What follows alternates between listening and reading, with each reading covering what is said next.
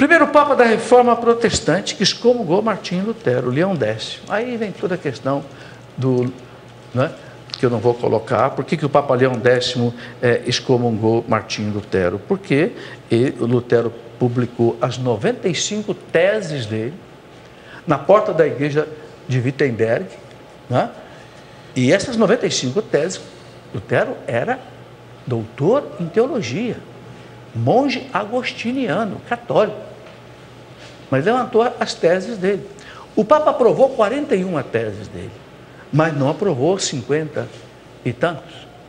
E aí mandou uma bula para ele, dizendo, exsurge, o nome da bula, exsurge Domini, levanta-se, Senhor. Ou você se retrata dessas teses, ou você não pode ser mais teólogo católico, não é? O que Lutero fez? Pegou a bula do Papa, queimou em praça pública.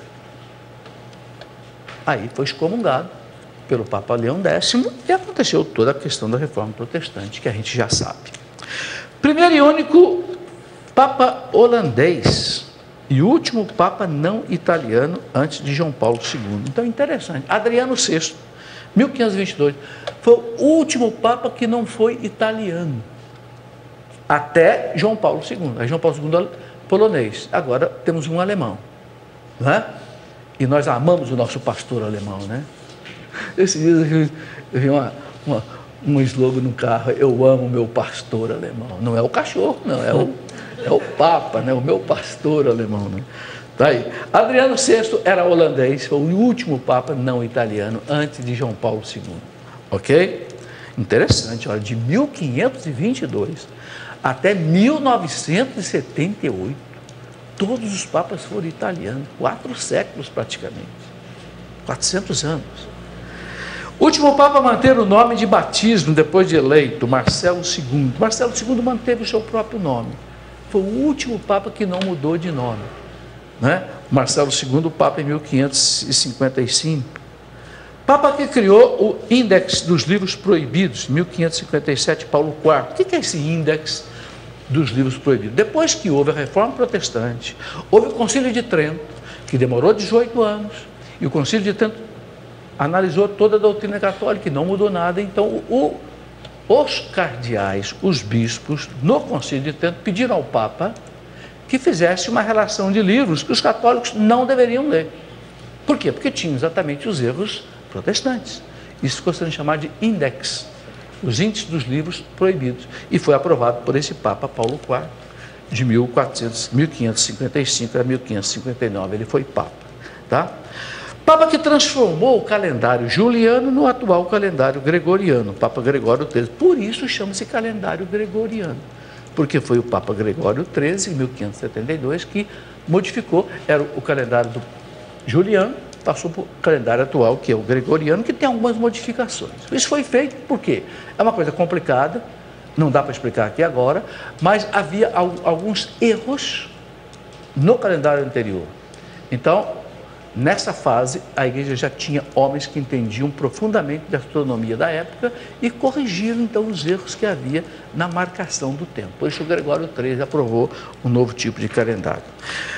Papa que consagrou a nova Basílica de São Pedro. Então, Júlio II começou a construção da Basílica de São Pedro e o Papa Urbano VIII, em 1623, então, ele inaugurou, né, a Basílica de São Pedro nova que nós temos hoje. Então, a Basílica nova de São Pedro, ela tem mais ou menos 500 anos, ok? Não mais do que isso.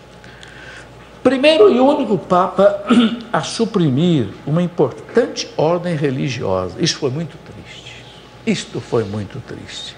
A Companhia de Jesus, em 1773, o Papa Clemente IV, né, aboliu a ordem dos jesuítas. Foi uma coisa muito triste. Esse Papa era um Papa fraco, um Papa que ficou assim, dominado por políticos da época, que não gostavam dos jesuítas, o seu Marquês de Pombal em Portugal, que obrigou inclusive os jesuítas a saírem aqui do Brasil, expulsou os jesuítas de Portugal, e eles conseguiram fazer um trabalho na França, na Inglaterra, na Itália, e expulsaram os jesuítas. Foi uma coisa lamentável. Só que depois os jesuítas foram reintegrados à igreja no ano de 1814 pelo Papa Pio VII. Graças a Deus. Foi aí de 1773 até 1814, mais ou menos aí uns 40 e poucos anos, que a ordem dos jesuítas foi proibida. Por quê? Porque era uma ordem que incomodava, uma ordem séria, uma ordem a serviço dos papas. Porque os jesuítas, Santo Inácio de Loyola, vocês sabem, no século XVI, que fundou a Companhia de Jesus, ele estabeleceu para os jesuítas, além dos 3 votos de caridade, pobreza e obediência, mais um 4º voto: obediência radical ao Papa. Por isso, muitas vezes, os jesuítas foram injustiçados. Primeiro Papa a usar o rádio para uma comunicação pessoal. Que bonito, Papa Pio XI, 1922, aí já aí no século XX, primeiro Papa que usou o rádio para transmitir a evangelização. Primeiro Papa a usar a televisão, Pio XII, 1939 a 1958, eu já era nascido, eu me lembro de Pio XII. Quando Pio XII morreu, eu já tinha 8 anos de idade. Primeiro Papa a usar o avião, Paulo VI, né? 1963 até 78 ele foi Papa, e o Papa usou o avião para quê? Ele saiu de Roma e foi à ONU, fazer um discurso na ONU. Primeiro Papa que usou um avião. Primeiro Papa a adotar um nome duplo, 2 nomes, João Paulo I, 1978. Primeiro Papa polonês e não italiano, após Alexandre VI, nós já falamos, João Paulo II. Está aí.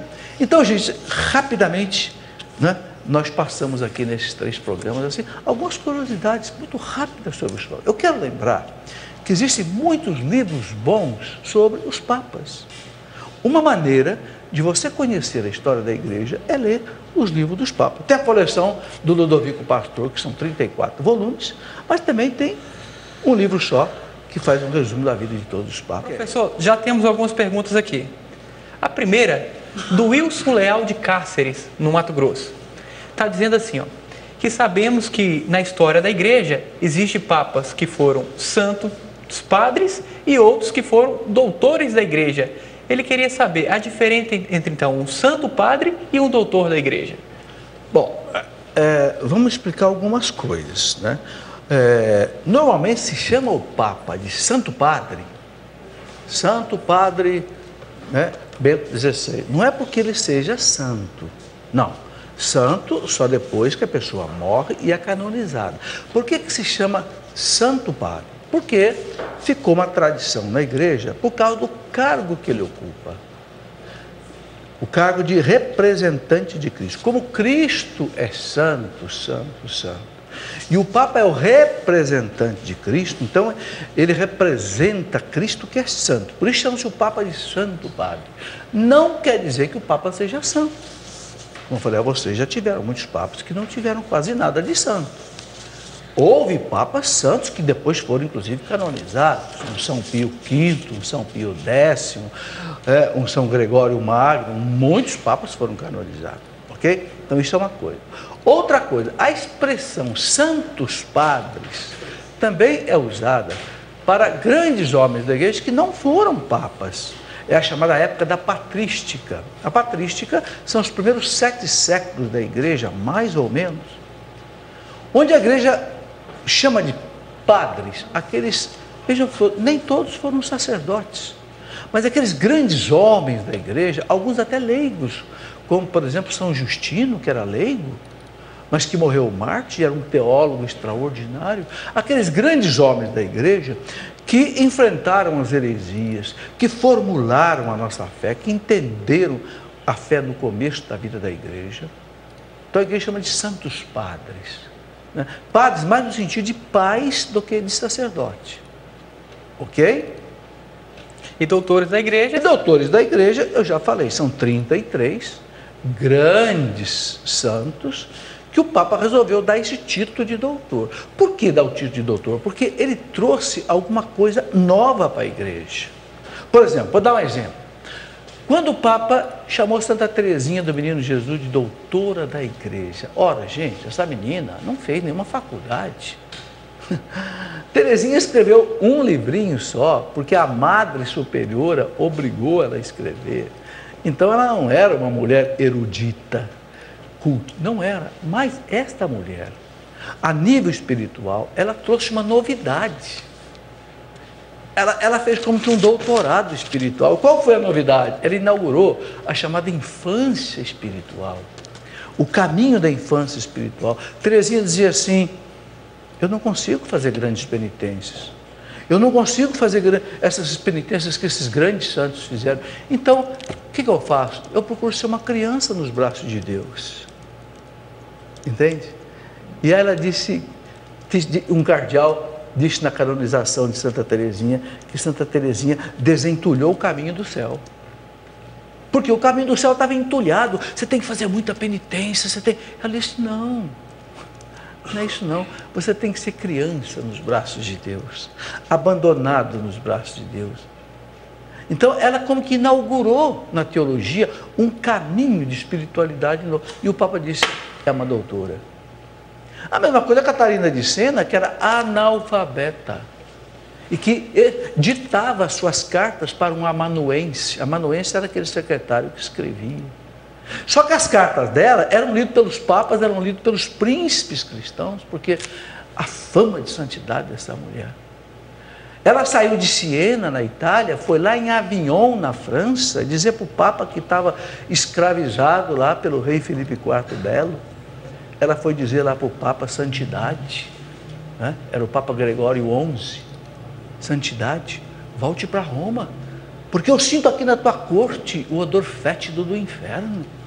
Vocês já pensaram, gente? Uma irmãzinha, uma freirinha, quase analfabeta, sai da Itália, vai à França, lá no Palácio do Avignon, que é uma coisa estupenda o Palácio do Avignon. Está lá até hoje. E essa freirinha disse para o Papa assim, volte para Roma, santidade, porque Roma está pegando fogo. O Estado Pontifício está na maior anarquia, e o senhor está aqui subjugado ao rei francês. Eu estou sentindo aqui o odor fétido do inferno, santidade. Ó, o Papa fez a malinha dele, ó, partiu para Roma. Depois de 70 anos do chamado exílio cativeiro da Babilônia. Ficou com esse nome, porque o Papa ficou ali subjugado ao rei francês. 7 papas franceses, um em seguida do outro, todos subjugados ao rei francês ali, né? Um déspota terrível, Filipe IV, o Belo. Ganhou um doutorado. Entenderam? Então, esses 33 doutores da igreja foram esses gigantes. Um Santo Agostinho, um São Tomás de Aquino, um São Gregório Magno, um São Leão Magno, um Pedro Canísio, né? Um João da Cruz. Ok. É isso aí, professor. O senhor citou Santa Catarina de Sena e perguntaram aqui para a gente, chegou pelo Twitter, Luciano, em qual período a igreja teve 2 papas? Ele perguntando se houve 2 papas.